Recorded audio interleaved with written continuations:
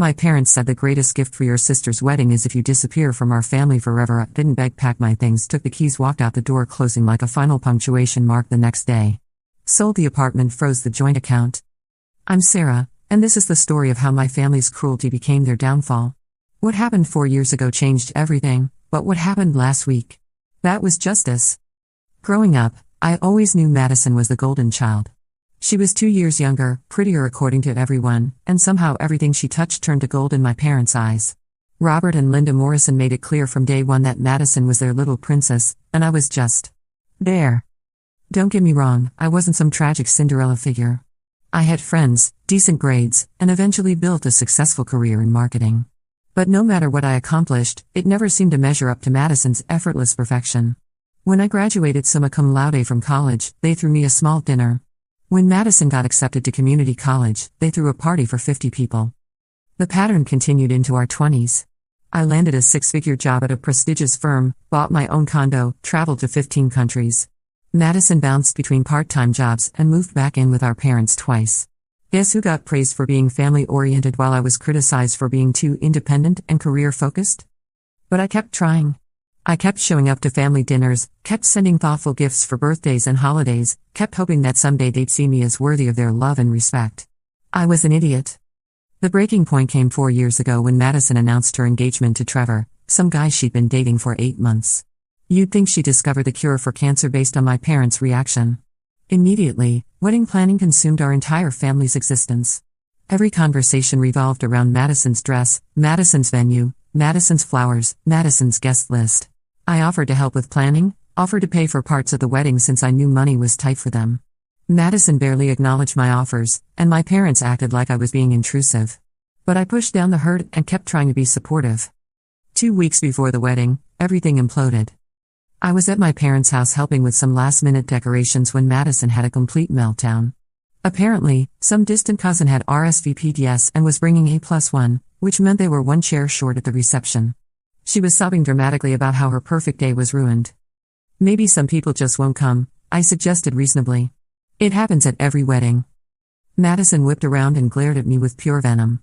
This is all your fault. If you weren't taking up space, we'd have enough room for everyone important. I stared at her, confused. What are you talking about? I'm your sister. Barely, she spat. You don't even feel like family anymore. You're just this awkward presence that makes everyone uncomfortable. The words stung, but I tried to stay calm. Madison, you're stressed about the wedding. Let's just figure out the seating. No. She screamed. I'm sick of pretending.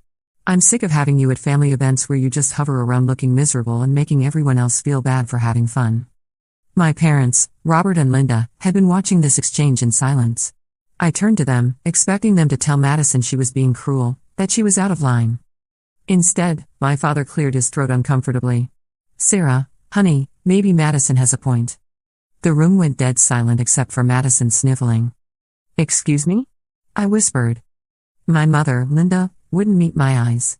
You have to admit, you've always been difficult. At family gatherings, you never seem happy. You make comments about our traditions, you don't participate in conversations. I participate plenty, I said, my voice stronger now. Just because I don't squeal over every little thing doesn't mean I'm difficult. See? Madison pointed at me triumphantly. Even now you're being defensive and negative. Robert stood up and walked over to me. For a moment, I thought he was going to comfort me, to tell Madison she was being ridiculous. Instead, he put his hands on my shoulders and looked me dead in the eyes. Sarah, we've been talking, and we think maybe it would be better if you didn't come to the wedding. The world tilted sideways. What? Just hear us out, Linda said quickly. This is Madison's special day, and we want everything to be perfect for her. With your energy. There, we're worried about drama. My energy? I repeated numbly. What drama? When have I ever caused drama? You don't have to cause it, Madison said smugly. You just bring this cloud of negativity wherever you go. People can feel it. I looked between the three of them, these people who were supposed to love me unconditionally, and I saw the truth written on their faces. They didn't just want me gone from the wedding. They wanted me gone, period. Fine, I said quietly. If that's how you feel, I won't come to the wedding. Good, Madison said with obvious relief. But Robert wasn't done. He exchanged a look with Linda, and I saw some kind of silent communication pass between them. Then he took a deep breath. Actually, Sarah, we've been thinking about this for a while now. Maybe it would be better for everyone if you took a step back from the family entirely. What does that mean? I asked, though I was pretty sure I knew. Linda finally looked at me, her eyes cold as winter.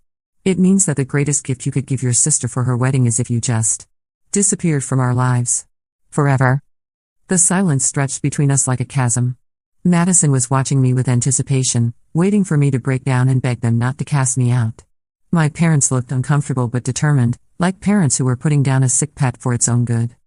But I didn't break down. Something inside me just clicked off. Okay, I said calmly. They all looked surprised. Madison's face fell slightly, like she'd been deprived of a show she was looking forward to. Okay? Robert repeated. Okay. If that's what you want, that's what you'll get. I walked over to the coat closet and grabbed my jacket. I need to get something from upstairs. I went up to my childhood bedroom, where I kept a few personal items in the closet, and grabbed a small wooden box that contained some jewelry my grandmother had left me. My real grandmother, Linda's mother, who had actually loved me. Then I walked back downstairs to where my family was still standing in the living room, looking uncertain now. I'll need a few days to arrange some things, I said in the same calm tone. But you'll get your wish, Sarah, Linda started, but I held up my hand. No, you've made yourselves very clear. Madison wants me gone, and you two agree. So I'll be gone. But just so we're all clear on what's happening here, you're choosing to lose a daughter who has never done anything but try to love you, because your other daughter throws tantrums when she doesn't get her way. Madison opened her mouth to protest, but I kept talking. I'm not going to argue with you or try to change your minds. You've shown me exactly how much I mean to this family, and I believe you. So consider this goodbye. I walked to the front door and turned back one last time. Oh, and Madison? Congratulations on your wedding. I hope it's everything you dreamed of. Then I walked out, closing the door behind me like the final punctuation mark on a sentence I never wanted to finish writing. The next day, I started making calls. First, I called the real estate agent who had helped me buy my condo 3 years earlier. The market was hot, and my place was in a desirable area. She thought we could have it listed and sold within a month. Then I called my bank. See, here's something my family didn't know about me. I was actually much better with money than they'd ever realized. While Madison had been bouncing between jobs and running up credit card debt, I'd been building a substantial savings account and investment portfolio. But there was one account that was going to be a problem, the joint account I shared with my father. We'd opened it years ago when I was in college, meant for emergency purposes. Over the years, it had become the account my parents used for family expenses, vacations, holiday gifts, home repairs. I'd been the primary contributor to it, depositing money regularly because I wanted to help my family. There was currently about $47,000 in that account. I called the bank and explained that I needed to withdraw my contributions from the joint account immediately. Since I was the primary contributor and could document the deposits, I was able to withdraw $45,000 of my own money, leaving just $2,000 that represented their contributions over the years. The bank representative explained that this would trigger an automatic hold on the remaining funds for 72 hours while they verified the transaction. Perfect. Madison's wedding was in 8 days, and they'd need that money for final vendor payments in the next few days. By day 3 after our confrontation, I put my condo on the market and it already had 2 interested buyers. I'd also started applying for jobs in other cities. Seattle looked promising. I had contacts there from my current company's Seattle office, and they'd been trying to recruit me for months to transfer. My phone had been ringing constantly since the day after I left my parents' house. First it was Linda, leaving concerned voicemails about how I was overreacting and we should talk this through as a family. Then Robert, trying to take a firmer tone and telling me I was being childish and spiteful. Then Madison, alternating between apologies that sounded fake and accusations that I was trying to ruin her wedding with drama.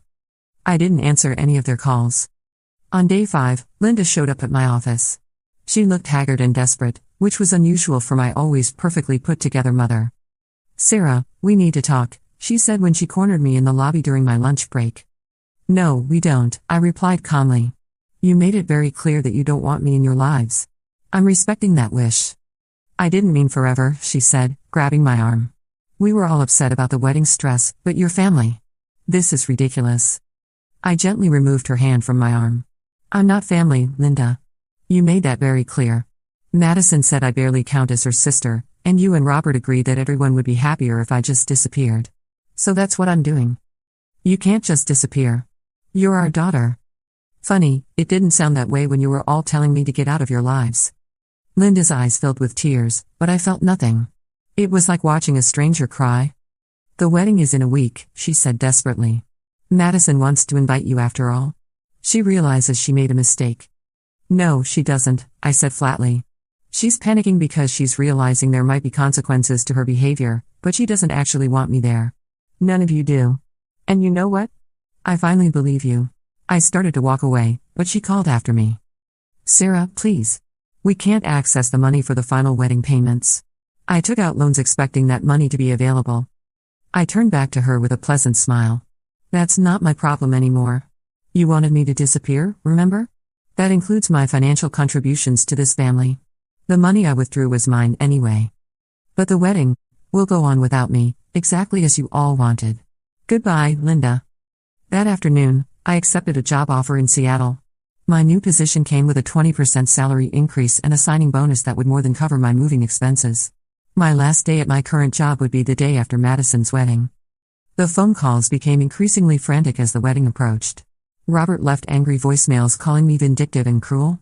Madison left sobbing messages begging me to fix the bank account situation. Linda sent text after text promising that things would be different if I would just stop this madness. But it was too late. They'd shown me who they really were, and I believed them. The wedding went on as scheduled. I know this because my former co-worker Jessica, whose cousin was invited, sent me updates throughout the day. Apparently, they'd had to drastically scale back the reception due to budget constraints, and Madison had spent most of the day in tears.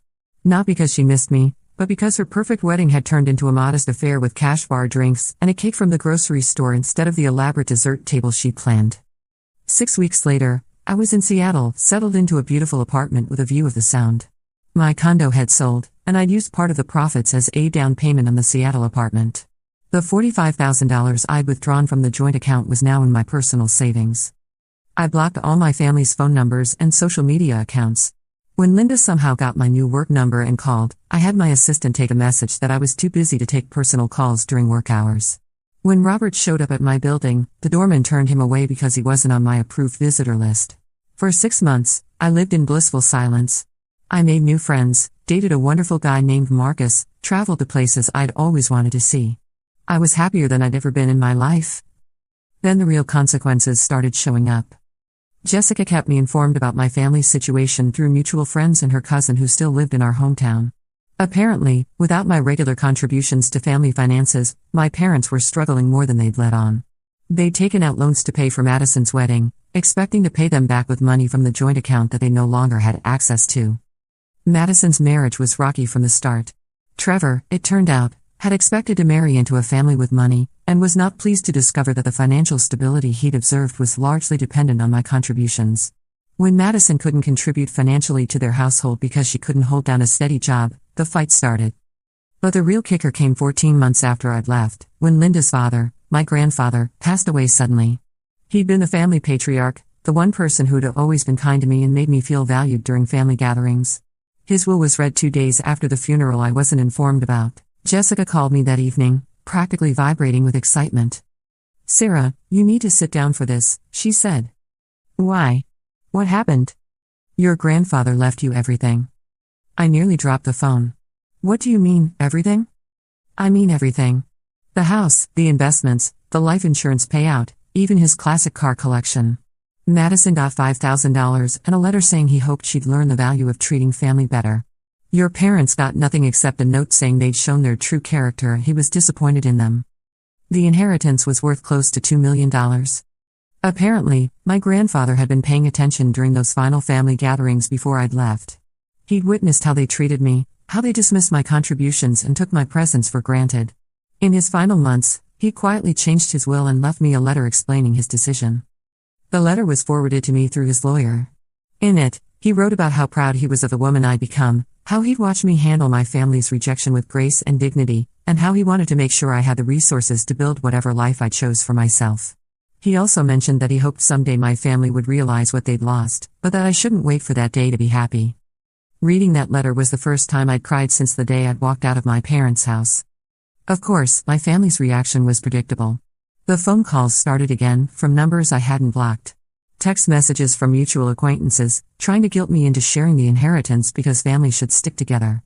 Madison even had the audacity to send me a message through a friend saying that Grandpa obviously hadn't been thinking clearly in his final days and the ethical thing to do would be to split the money evenly. I didn't respond to any of them. Instead, I used a portion of the inheritance to put a down payment on a beautiful house in the hills outside Seattle, and invested the rest wisely.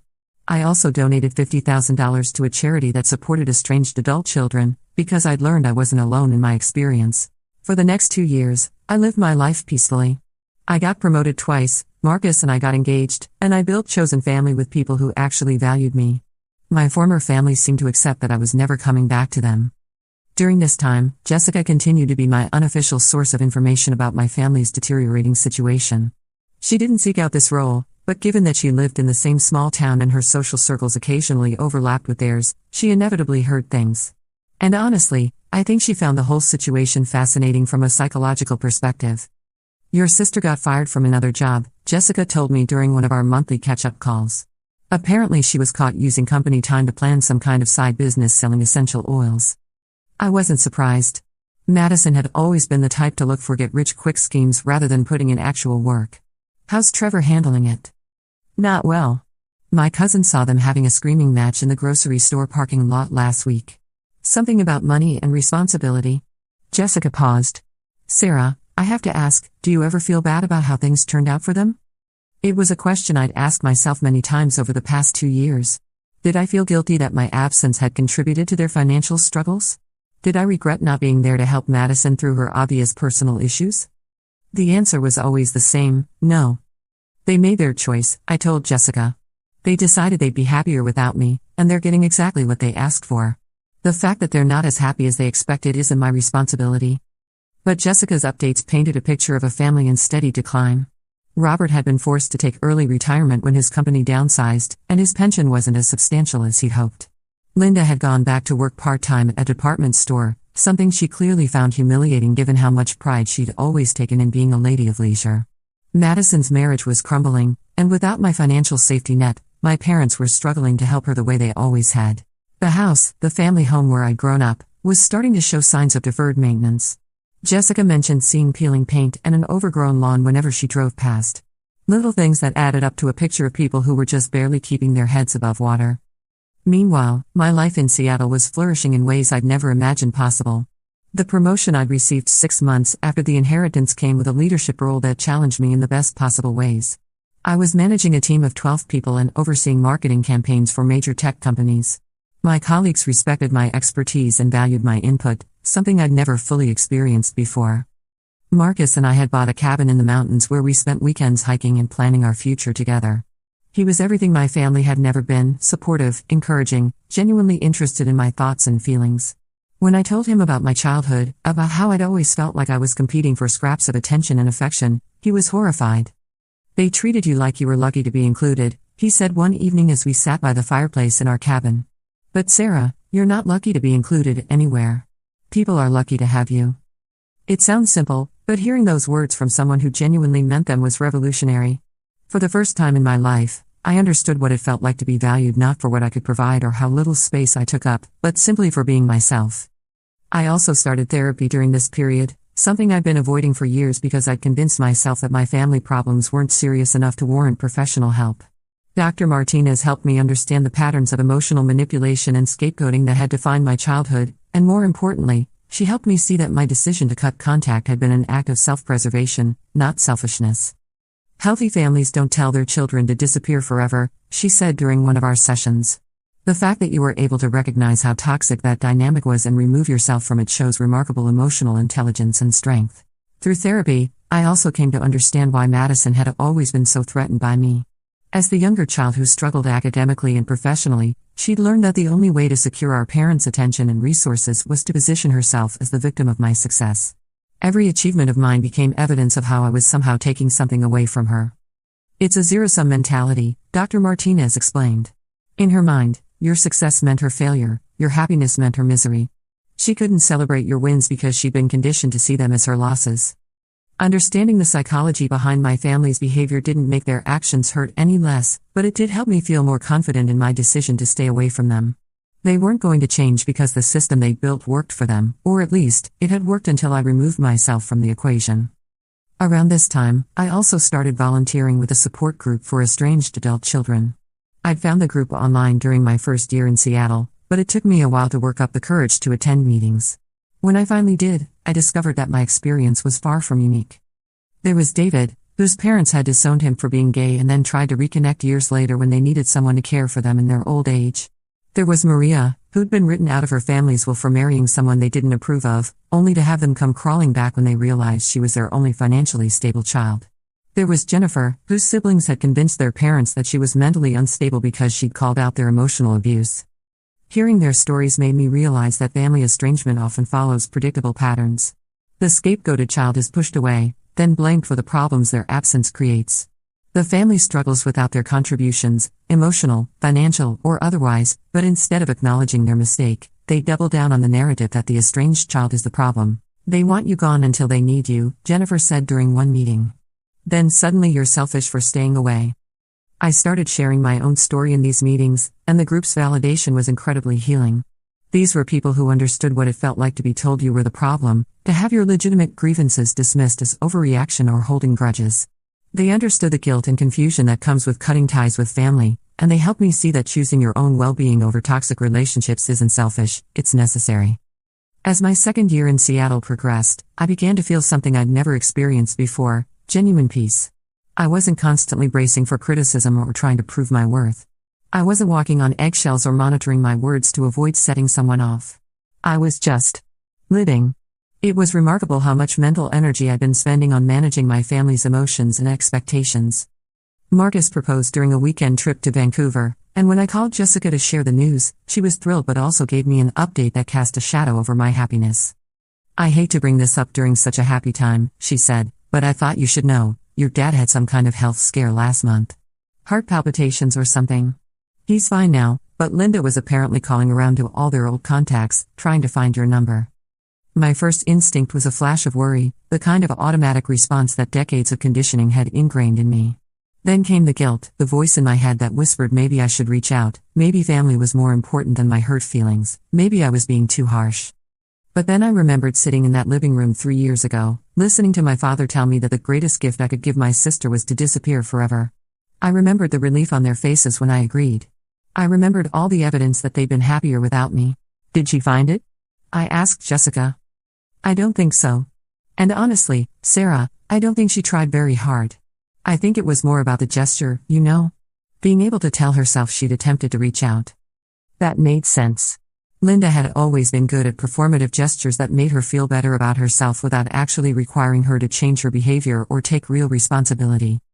Marcus and I set our wedding date for the following spring and began planning a celebration that would reflect our values and priorities. We wanted something intimate but meaningful, surrounded by people who genuinely cared about us. The guest list was small but carefully curated: friends who'd become family, colleagues who'd become friends, Marcus's wonderful parents who'd welcomed me with open arms. It struck me that our wedding would have everything Madison's hadn't: genuine joy, financial stability, and guests who were there because they wanted to celebrate with us, not because they felt obligated. There would be no drama, no last-minute panics about money, no family members making passive-aggressive comments or competing for attention. During this time, I also made some financial decisions that would prove significant later. The inheritance from my grandfather had been wisely invested, and the returns were substantial enough that I was able to purchase several rental properties in up-and-coming neighborhoods. I also started a small scholarship fund for first-generation college students who'd been estranged from their families, kids who were trying to build better lives without the safety net of family support. The scholarship fund was particularly meaningful to me because I remembered how isolating it had been in college to hear classmates talk about their family's support and involvement while knowing that mine saw my education as something that was taking me away from them rather than something to be proud of. I named the fund after my grandfather, and the first recipient was a young woman named Ashley whose parents had disowned her for refusing to drop out of school to care for her younger siblings. Reading her essay about determination and self-reliance, I saw echoes of my own journey. By the time my third year in Seattle was ending, I felt like I'd built something genuinely beautiful. My career was thriving, my relationship with Marcus was strong and healthy, and I'd created a chosen family of people who saw and appreciated my authentic self. I'd also developed hobbies and interests that I'd never had time for when I was constantly managing family drama. I learned to rock climb, took up photography, and even started writing short stories. But apparently, Financial desperation has a way of making people persistent. 6 months ago, I received an official-looking letter from a law firm back home. My father was suing me for financial elder abuse and unjust enrichment, claiming that I'd manipulated my grandfather into changing his will and that I had improperly withdrawn money from the joint account that was meant for family expenses. The lawsuit was clearly desperate. They'd filed it just under the 2-year statute of limitations for will contests, but it was still stressful to deal with. Even worse, Madison had joined the lawsuit, claiming that my abandonment of the family had caused emotional distress that led to her depression and job instability. Yes, she and Trevor had divorced, and she was trying to claim that it was somehow my fault because my absence had created family instability. The legal documents were full of lies and manipulations. They painted me as a vindictive daughter who had cruelly cut off contact with my loving family over minor disagreements. They claimed I'd improperly taken money that was meant for family emergencies and used it to spite them. They even suggested that I'd somehow coerced my grandfather into changing his will while he was grieving my absence.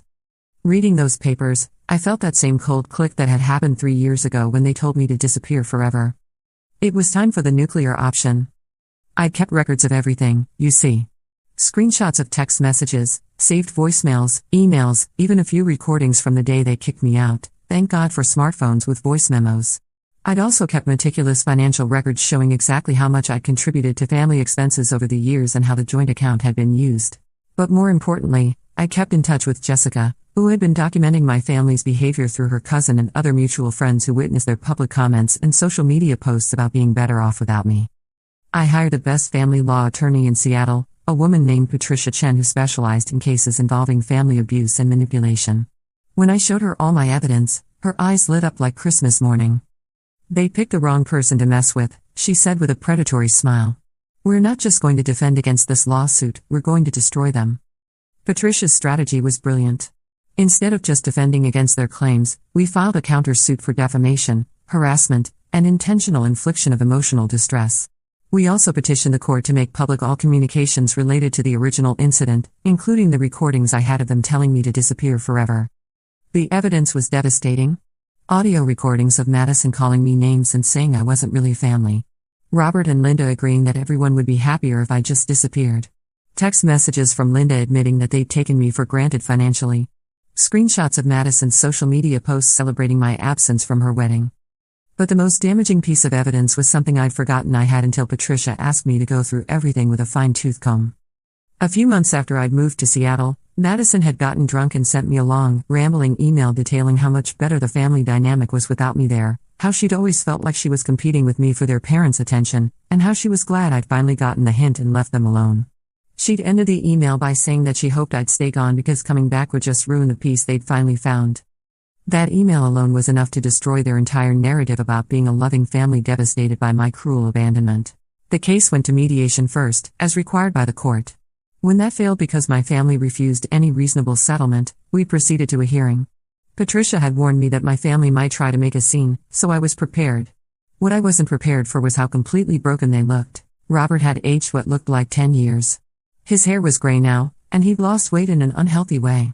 Linda looked desperate and hollow-eyed, clutching a tissue box and shooting me pleading looks across the courtroom. And Madison. Madison looked exactly like the spoiled brat she'd always been, but now with an edge of panic because her comfortable life was falling apart. Their lawyer was clearly working with a shoestring budget and hadn't prepared adequately. He tried to paint them as the victims of a vindictive daughter's revenge scheme, but every argument he made was immediately countered by audio recordings, screenshots, or documented evidence of their actual behavior. When the judge listened to the recording of them telling me to disappear forever during the hearing, I watched my family's faces crumble. There was no way to spin those words as loving or supportive. There was no way to claim they'd been taken out of context. The coup de grace came when Patricia presented Jessica's testimony and the documented evidence she'd collected. Jessica had screenshots from mutual friends showing social media posts where Madison had celebrated my absence, and testimony from several people who'd heard my parents say they were relieved I was out of their lives. The judge was clearly frustrated with their claims. He dismissed their lawsuit and ruled in favor of my counter-suit, awarding me damages for defamation and emotional distress. The amount was substantial enough that it would wipe out what was left of their savings. But he wasn't done. In his final remarks, the judge said something that will stay with me forever. The evidence clearly shows that the plaintiffs explicitly told their daughter to permanently remove herself from their lives, then pursued legal action when she honored that request. This court finds their claims to be without merit and their behavior toward the defendant to be reprehensible. As we left the courthouse, my family tried to approach me one last time. Robert stepped forward with tears in his eyes. "Sarah, please," he said. "We're family. We made mistakes, but we're still family." I looked at him for a long moment, then at Linda and Madison standing behind him. They all looked broken and desperate and sorry, but not because they'd hurt me. They were sorry because their cruelty had finally cost them something they couldn't afford to lose. "No," I said quietly. "We're not family. You made that very clear 3 years ago when you told me the greatest gift I could give you was to disappear forever. I gave you that gift, and I'm not taking it back." Madison started to cry then, real tears instead of her usual manipulative ones. "I was wrong," she sobbed. "I was jealous and stupid and wrong. Please, Sarah, I'm sorry." "I'm sure you are," I replied. "Sorry that your actions had consequences. Sorry that treating people badly actually cost you something in the end. But you're not sorry for what you did to me. You're just sorry you got caught." I turned to walk away, then stopped and looked back one more time. 3 years ago, you told me I brought negativity wherever I went. You said I was difficult and that everyone would be happier without me. You may have been right about the first part, but the negativity wasn't coming from me. It was coming from how you treated me. And now you get to live with the consequences of that treatment forever. Patricia and I walked away, leaving them standing there in the courthouse parking lot. I could hear Madison still crying behind me, and Linda calling my name, but I didn't look back. That evening, I called Marcus and told him everything. We'd already planned to get married next spring, but after everything that had happened, I wanted to move the timeline up. Life is too short to wait for happiness, and I'd already wasted too many years trying to earn love from people who were never going to give it. We're getting married next month in a small ceremony overlooking the Sound. My grandfather's best friend, who reached out to me after the inheritance and has become like a surrogate grandfather, will walk me down the aisle. Jessica will be my maid of honor. My chosen family will be there to celebrate with us. My biological family will not be invited. They burned that bridge 4 years ago when they told me to disappear, and I'm not rebuilding it just because they've finally realized what they lost. The house they'll probably have to sell to pay the judgment? I might buy it. Not to live in. I have no desire to go back to that place, but as an investment property. There's something poetic about the idea of profiting from the final collapse of their financial stability. Some people might call me vindictive for pursuing the lawsuit instead of just moving on with my life. They might say I should have been the bigger person and forgiven them. But here's the thing, I did move on with my life. I built something beautiful and peaceful and filled with people who actually care about me. They're the ones who couldn't move on. They're the ones who decided that having me out of their lives wasn't enough. They also needed to profit from my absence by taking the inheritance my grandfather left me. They're the ones who dragged me back into their drama with lies and legal manipulation. I didn't seek revenge. I sought justice. And sometimes, those two things look exactly the same. The best revenge, it turns out, isn't plotting and scheming to hurt the people who hurt you. The best revenge is building a life so amazing that their absence from it becomes their punishment. The best revenge is being so genuinely happy without them that their attempts to drag you back down just highlight how much better off you are without them. My family wanted me to disappear forever, and I gave them exactly what they asked for. They just never expected that granting their wish would cost them everything they actually valued. But that's the thing about consequences, they don't care about your intentions. They only care about your actions. And my family's actions spoke loud and clear. Update: it's been 2 weeks since the court ruling, and I've received exactly what I expected, nothing. No attempts at contact, no more letters from lawyers, no dramatic gestures. It's like they finally accepted that the bridge is burned beyond repair. The silence is peaceful in a way that I never expected. For almost 4 years, there was always this underlying tension, this knowledge that they might reach out or try to insert themselves back into my life. Now that possibility is gone, sealed shut by a judge's ruling and their own inability to accept responsibility for their actions. Marcus and I went house hunting last weekend and found the perfect place for starting our married life. It's nothing like the house I grew up in, it's warm and bright, with big windows and space for the family we want to build together. A family based on love and respect rather than obligation and conditional affection. I'm finally free, and it feels exactly like coming home.